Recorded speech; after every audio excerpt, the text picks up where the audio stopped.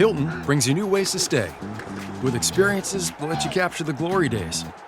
Introducing the Graduate Hotels. Each inspired by local college towns, these stays are always original and never boring.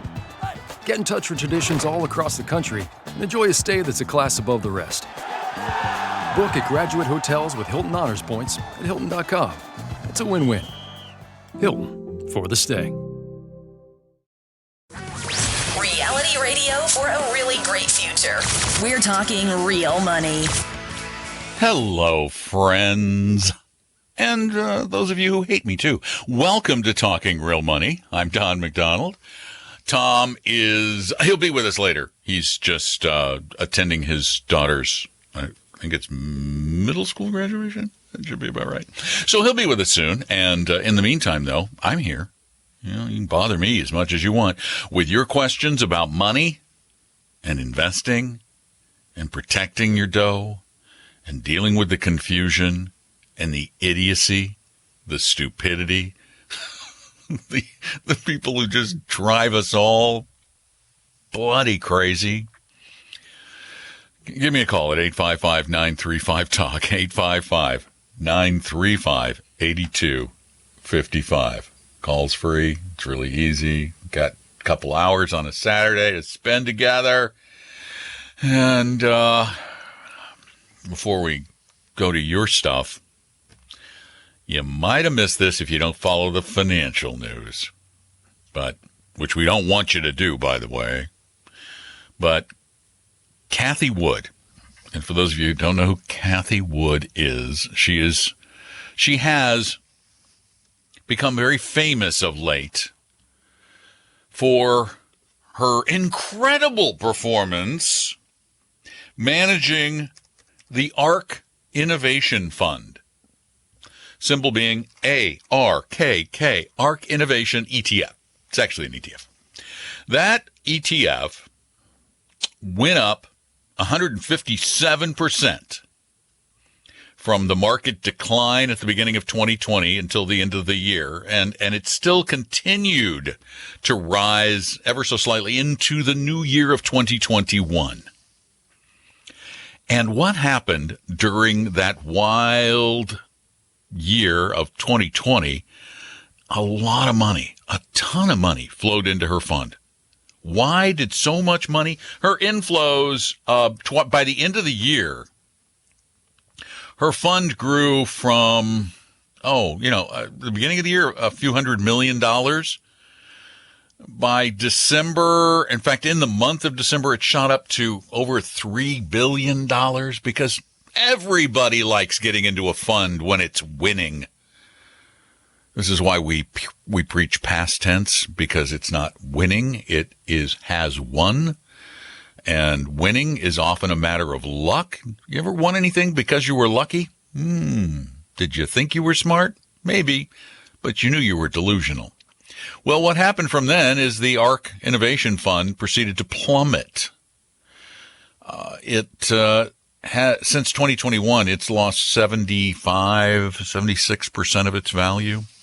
So was she smart and then turned dumb, or was she lucky and then turned unlucky? I tend to choose the latter. Well, Cathie came out and tweeted. Tweeting is the most dangerous thing an American can do. Quit tweeting. She tweeted, passive funds have prevented many investors from enjoying a 400-fold appreciation in Tesla from the 1.6 billion market cap at its IPO in 2010 to 650 billion when it entered the S&P 500 10 years later. Yes, it did. Tesla soared like crazy. Is Tesla, though, going to be this big forever, or is it possible that they're going to face some really fierce competition in the future? Well, when you look how volatile that thing has been, you can see that its annual range in the past 12 months has been between $550 and $1,243. That's volatile. But Elon Musk responds exactly right before he died. This is Musk's response. Right before he died, Jack Bogle that's from Vanguard, said index passive funds were too great a percentage of the market, and he really knew what he was talking about. He says passive has gone too far. So basically what they're saying is, as opposed to just buying the market, which we know has gone up. And by the way, if you owned a broadly diversified fund of equities that owned large, mid-cap, small-cap, all of those, you would have owned Tesla from just after its IPO until it got that big. You would have owned it the whole time as it grew. It just wouldn't have been the majority of your portfolio as it was ARK's, which in part caused the huge decline that she somehow forgets she's had. And I just knocked something off my desk because I'm so hand expressive. So both of these people are just dead wrong. They both, because they believe they're smarter than everybody else, they believe that there are people who are smarter than we are who can pick stocks. But the reality is far, far different. And I want to share some of that reality with you in just a moment. 855-935-TALK. Tom and Don are talking real money. Is your portfolio a mess? You may have a case of hodgepodgeitis, but don't worry, we can help. Just set up a free, no-obligation meeting with a Vestory advisor at Vestory.com. No sales pitch guaranteed. That's Vestory.com. Your guides to a really great financial future. Tom and Don are talking real money. Welcome back. Phone number 855-935-TALK, 855-935-8255. I had no idea what kind of a graduation Tom was attending. It turns out his son is now a master of something. He's become a master. Master of the universe, master of none. I think he's kind of hurt that he found out he was graduating from middle school. Or something. So. Well, I can't keep up with your family. You got all these kids going places. That's true. Yeah. So, no, my son Taylor, who's a financial advisor for us, just received his master's in business administration from Northwest University. So congratulations to him. Congratulations. But big deal. He's doing so well otherwise. Why bother? I know. So anyway, but good for him. Good ceremony. Him. Yeah. Hey, before Tom made it sooner than I thought. But while you were away, we've been spending a little time chatting about Kathy and Elon and the gang and I was about to mention, before you rudely interrupted me, that pardon me. Turns out that a couple of guys from Bloomberg sort of took both of them to task and basically said they're just full of hot air. What do you think? Well, they're misquoting John Bogle. Okay, first of all, Elon Musk is trying to say that John Bogle said, "Yeah, index funds are getting too big. Don't use index funds." That's not what he said.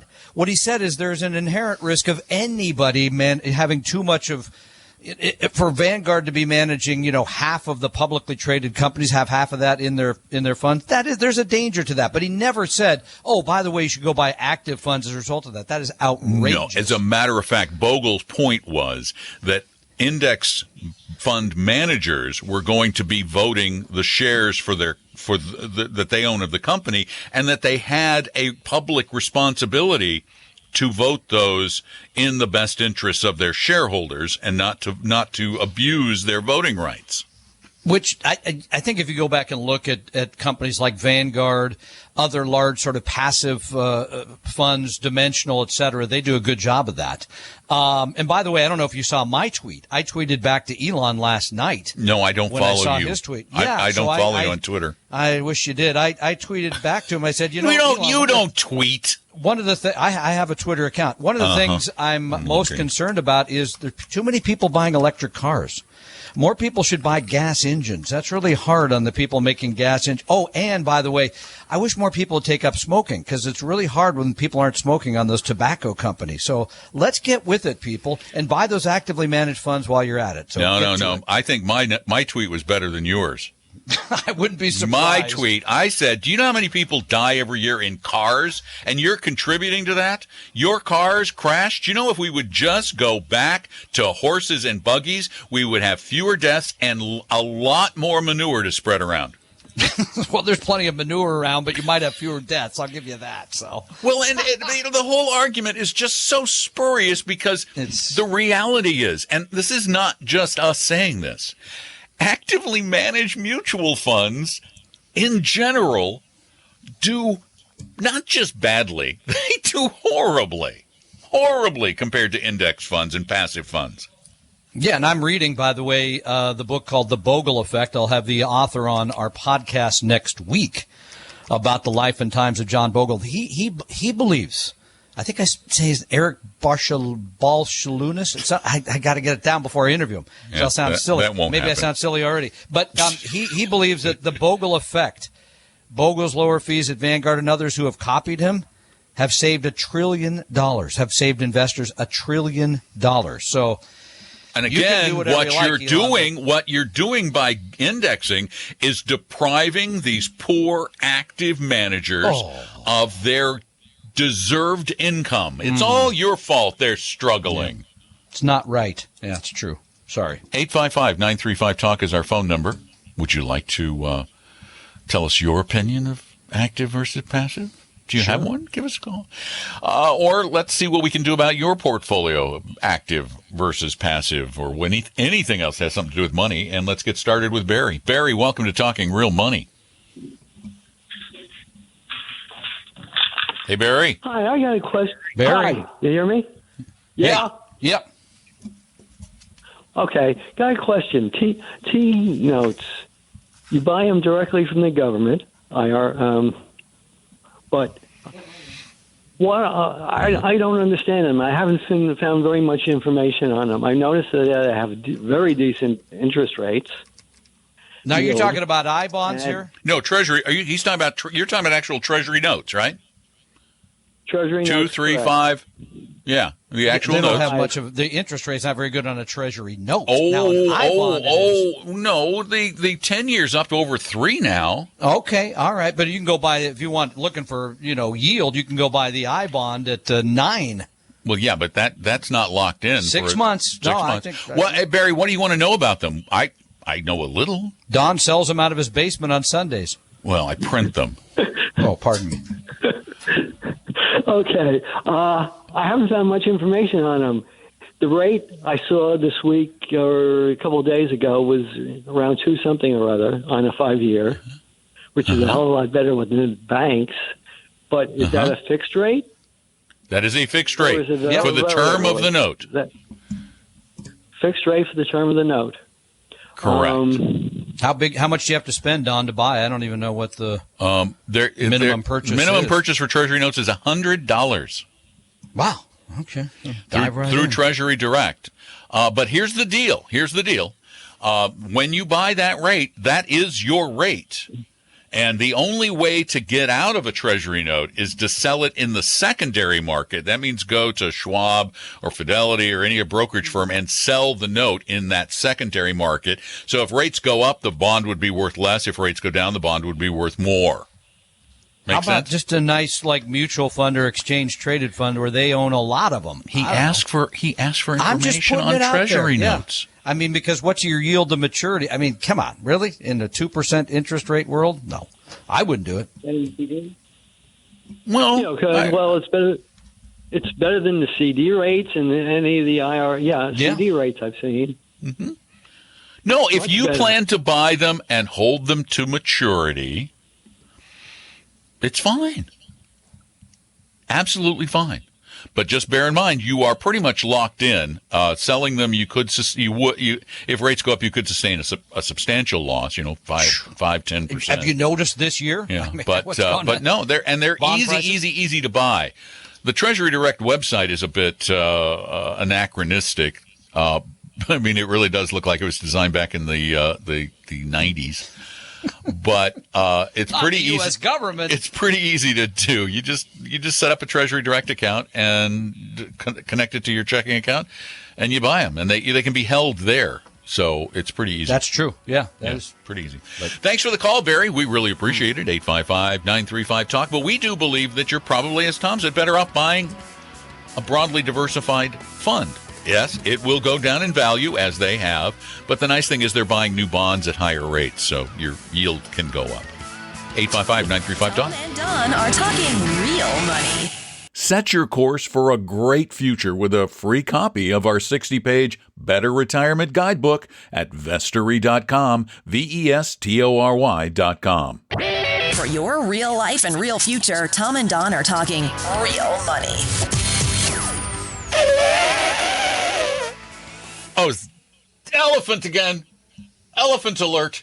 There's an elephant in my room.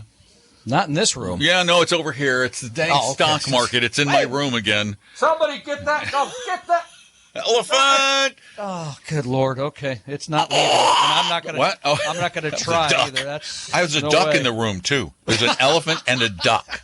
Well, you are close to Disney, so what can you say? An elephant and a duck walked into a bar. No, you got to put the religious thing in there. Don't you need a rabbi? An elephant, and a duck, and an imam walked into a bar. Oh, now you're really on dangerous territory. So no, let's not. All right. Okay. Where were we going? Oh, we were going to talk about this yeah. elephant behind me. That's Yeah, the market, I know. and I haven't. You know what? I honestly, the last 2 days, I've just heard news stories in passing, and I have not even had the guts to look at what the numbers look like. So you're brave. You're brave for looking. I can't help. I have to because people call me.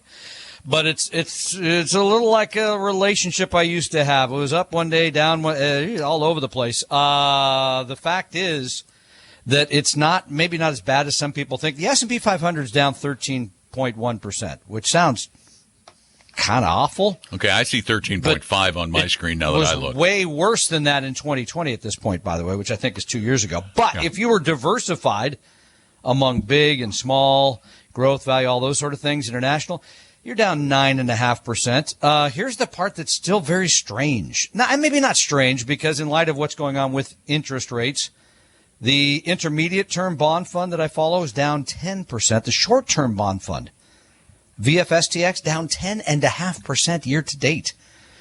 So you've got stocks and bonds down. That's a discomfort. People look at their screen, they see all red, and that sometimes makes them do crazy things. So don't do crazy things. Don't pay attention. Find something else to focus on. You can focus on the weather, don't focus on the weather.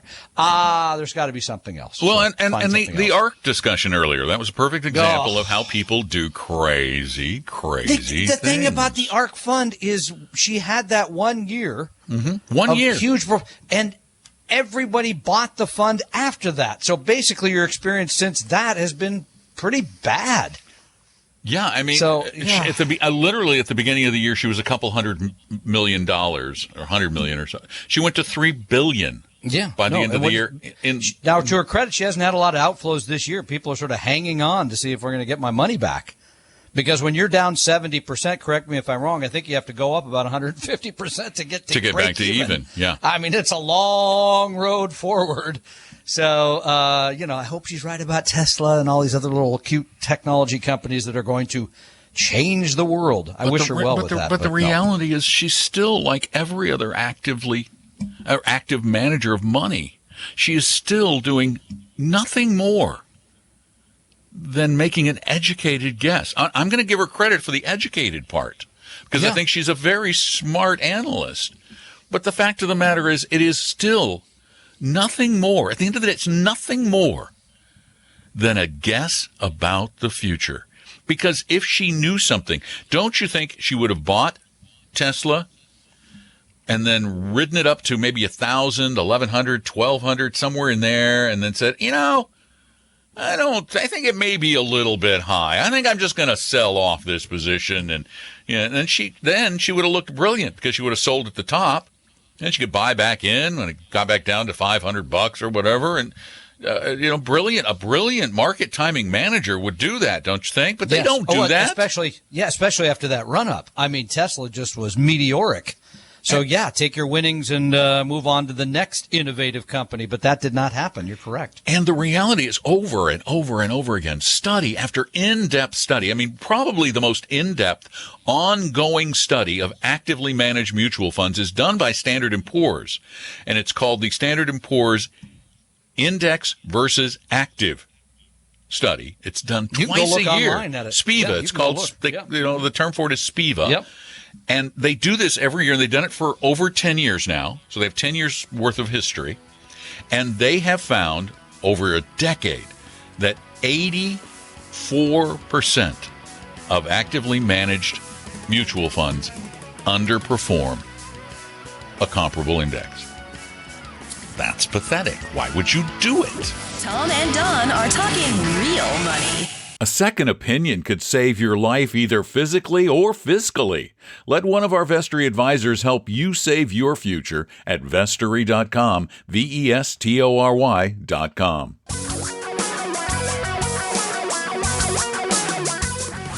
Reality radio for a really great future. We're talking real money. Hello, friends. Welcome back to our little get-together called Talking Real Money. I am one of your hosts. My name is Don McDonald. Over there, 3,000 miles away, but right there, literally, in our hearts and minds, is Tom Cock. Where you will be next week. Where I will be next week. I will. This is a big day. Don's escaping his closet. Unless I catch COVID or something. Oh, don't even say that. I was just with 2,000 people, and there were about 3 of us who had masks on. I wore mine the whole time. Why wouldn't I? But anyway. I got my, so, yeah. I got my Series 5 masks or whatever they're called, the 95s, NSV. N95. Whatever. 95. Yeah. So anyway, join us. You could see Don in person. There's still a few tickets left for Retire Meet a week from today in Bellevue. So come out. Come out. What are we doing for the show next week? Am I doing it alone? I don't know. Well, no, I'll be there. I haven't even looked at the schedule yet. I've got to figure out what I'm going to say first. Then I'll work my way into that. So anyway. All right. 855-935-8255. That is a telephone number. That's a number you should call to talk with us here live on Talking Real Money. And I say this throughout the week in the podcast, too, because we do take calls in our podcast, but those are recorded calls that we answer or written questions that we answer. But if you want to actually talk to us live, Saturday, that is the time to do it. Saturday between noon and 2 Pacific, 3 to 5 Eastern, almost every Saturday. In fact, I think it's only been holidays that, like when Christmas falls on a Saturday, that we don't do a show. Otherwise, I think it's only happened one time. Yeah, I think we're pretty much always here. Yeah, we're here. Yeah, we are devoted to your financial needs, ladies and gentlemen. And I think it's more a matter of what else we don't have anything else doing. To do. Yeah, I mean, and right now you wouldn't want to go outside because it's absolutely pouring down rain, hail. Yeah.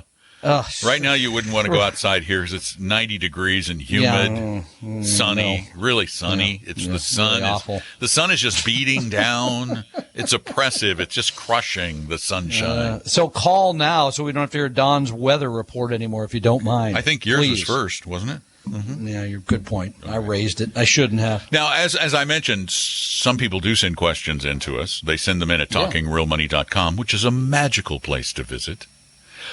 All kinds of wonderful things there, podcasts and video casts and stuff. Just go check it out. And this one is about portfolios, which is typical of our questions. It really is. Subject is, should a coworker rebalance? And this is these are coworkers who are in the TSP plan. Wait a minute. So this isn't about my money; it's about my coworkers' money. Yes, indeed. That's he does mention his money. Okay, and I think he's doing it for a coworker because I think he may be flirting a little, but I don't know that. I mean, I'm reading between the lines. Way between the lines. I recently rebalanced to 30% C. Yeah, you know that's the big cap stocks. Yep. 30% S. That's the little cap stocks. Small, yeah. 20% I, that's the international stocks, and 20% G, that's the government bonds. Yeah. Okay. So you're 80% in stocks, 20% in fixed income. Correctamundo, sir. You got it. Okay. Yeah. Well, no, but 60% of that is U.S. 60%. Yeah, I was getting to the stock part next. That's separate. Well, but I'm going to go to she. My coworker was asking me if she should rebalance. See, a little flirting there, I think. She is currently 91% S. Why? And 9% G. What? That is your cheater-totter portfolio if there ever was. And let me continue risk on one side. Let me continue the missive. The S fund is down 12% currently, and that was when he wrote this. It's down more since then. Yep. Should she wait to rebalance, or should she pull the trigger and rebalance for a more balanced portfolio? We are roughly the same age and same time frame to retirement. My advice to her was Buy S Fund with your paycheck contributions as long as S is down and wait to rebalance until S is positive. What advice would you give? I would rebalance immediately to a more balanced portfolio. We give a free TSP portfolio at 401411.com where you can go look and figure it out. Yeah, Pretty easy. I mean, have the S, but you might want to be more broadly Tom diversified. and Don are talking real money. Tom and I created Vestory to help everyone become a better investor, even those who will never be clients. Let one of our advisors help you start your financial plan or solve a money problem free with no obligation or high-pressure sales pitch at Vestory.com, Vestory.com. Your guides to a really great financial future. Tom and Don are talking real money. Got a question? We'll try to come up with an answer. If it has something to do with money. You know, although we would answer questions on almost anything just for the heck of it, just because it's fun. 855-935-8255 Actually, is our that's number. pretty close to being true. So Right. We don't care. We'll just call us. We want to talk to you. Particularly Tom. He likes talking to people. I don't do. know why. He That's does. my favorite thing. Uh-oh. I think we better be careful. I'm concerned about this next call. This next call is from somebody named Kathy. Could it be? It doesn't start with a W, does Could it? it be? I hope it's not Kathy Wood. She's mad at us, I bet. Hi, Kathy.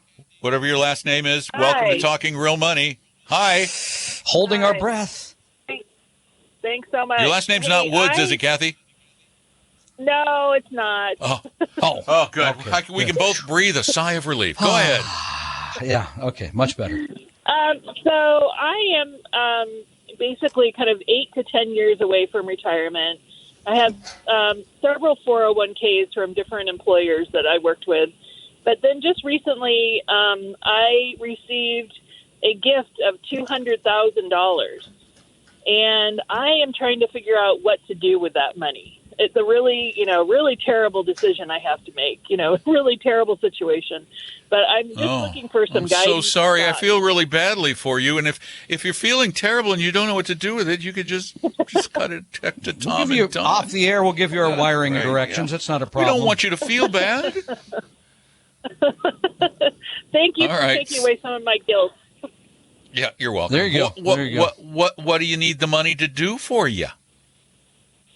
Well, I just want to, again, make sure that I have, safe and secure retirement. But at the same time, I'd like to have a little bit of money to go travel or when my daughters get married to help pay for weddings, that kind of thing. So, but I don't want it just sitting in my checking account. No.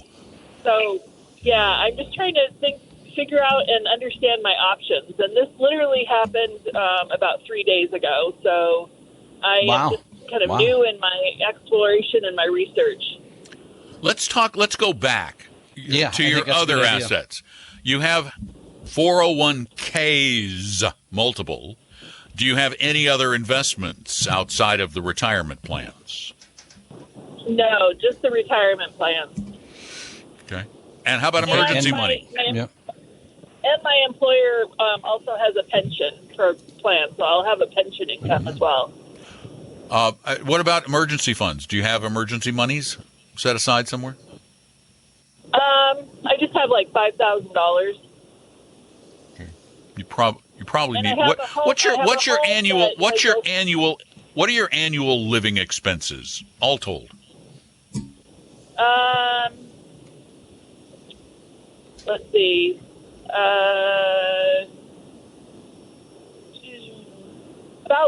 I'd say about $35,000 a year.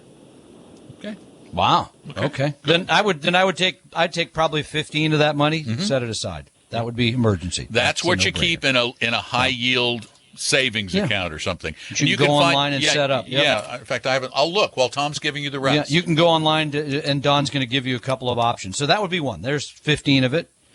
Guilt assuage, let's just set that aside. You don't have to worry about that anymore. Number two is, what is your household income, roughly? About $130,000. And are you married or single? Single. Okay. So at 130, I don't have I'd have to go look. In other words, one possibility would be a Roth IRA for yourself. For a Setting portion that, of it, because sure. that's, so because you take that, it's money that's in a taxable environment, you invest it, in a Roth where it grows tax-free. So that would be another option. And then here's the thing. The rest of the money, because you gave us a couple of different scenario. Well, part one is I want to make sure I have enough for retirement. Part two is I might want to have some money for my daughter's wedding, et cetera, et cetera, et cetera. That's where the rubber meets the road, right? Because you need to decide, A, how much more you need to save for your retirement and how much risk you need to take to grow the money for those 8 or 10 years before you take the money and invest it. What you should do, we really need to, and this is where most of the money mistakes are made, is people start where we're starting right now with you. You're saying, where do I put it? And right now, you don't have any semblance of a plan. You really don't. You have a hodgepodge of these various 401k accounts, which probably should all be consolidated into one IRA so that you can build a portfolio within the IRA and without the IRA that blends together. Your primary goal at your age, you know this, has to be having enough money put aside for retirement. But it sounds like you're going to be in pretty good shape. So the next thing you need to learn, and it is absolutely essential that every one of us know how much comfort we have. Not really with risk, because we would never suggest building any kind of a portfolio that could lose everything. But how much tolerance you have for the volatility. And that's why we created the risk quiz that we have up at talkingrealmoney.com or investory.com. I would take that. And then, we've got to sit down and come up with a plan. You've got to have a plan. You just can't throw it here and there. But Tom's right. And for the $15,000 or so that you have for emergencies, I just found a savings account. How much? My Banking Direct, which is part of New York Community Bank. Get this. How much? 1%. Whoa, that's a big move, because it wasn't just a few months ago. We were less than 0.5%. So you can make a whop. So that would be a good place for your emergency fund. Sure, that's all online. You transfer the money over. It's set there. That would be part one. Part two is I would figure out. Did you look up the Roth? How much you could? What the I always forget the max. Roth she's like maximum. seven. What is the Roth Max now? You're right. No, Roth Max income. Oh, the income. Roth IRA. Oh, and she's single. Single. I know with married, it's like 880,000. I think she's okay. It's just starting to phase out. I think it's 140 to contribute at all. I think she's in the phase out period. I think it's 140. I think it starts phasing. It starts phasing out at 129. Yeah. Okay. So she's close. Yeah. But that'd be worth looking at. That would be another, depending on your age. Over 50, if she's at 130 7? Modified adjusted gross, it's 6,300. It's 7,000. Okay. If her modified adjusted gross comes in under 129, it's a full 7. That's why I say she's on the fence there. So that would be part two. Then the rest of it, Don correctly points out, you have to say, all right, here's how much money I got. Here's how much risk I'm willing to take. Build the portfolio with that in mind. Retirement should always be first priority. Taking care of your kids, which is great. Weddings et al.